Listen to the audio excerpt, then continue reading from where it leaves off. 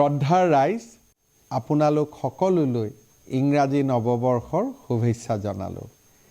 এটা নতুন বছৰক আদৰি ল'বলৈ আপোনালোকে অধীৰ আগ্ৰহেৰে অপেক্ষা কৰি আছে। এই বছৰটো সুখ আৰু শান্তিৰে উপচি পৰক, মই তাকেই কামনা কৰিছোঁ। শীতকালৰ আগমনৰ লগে লগে বায়ুমণ্ডল কুঁৱলীৰে আচ্ছন্ন হৈ পৰিছে।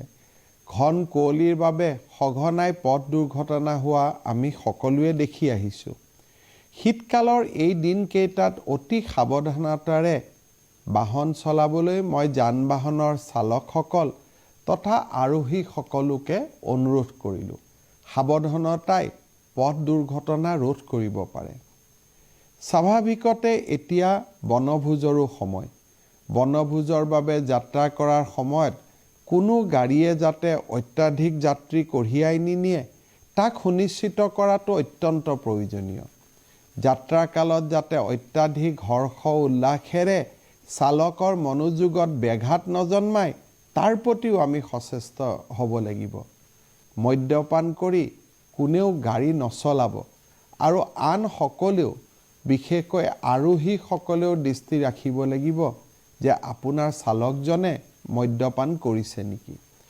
নৱবৰ্ষৰ উদযাপনৰ নামত 31 ডিচেম্বৰৰ দিনা অন্ততঃ বাহন চলোৱাসকলে যাতে মদ্যপান নকৰে। মদ্যপান কৰি বাহন চলালে প্ৰশাসনে কঠোৰ ব্যৱস্থা গ্ৰহণ কৰিব। এই ক্ষেত্ৰতো ৰাইজে সহযোগিতা কৰিব লাগিব। মটৰচাইকেল জোৰেৰে চলোৱা, হেলমেট নিপিন্ধাকৈ মটৰচাইকেল চলোৱা আৰু মদ্যপান কৰি গাড়ী চলোৱা এইবোৰেই দুৰ্ঘটনাৰ মুখ্য কাৰক।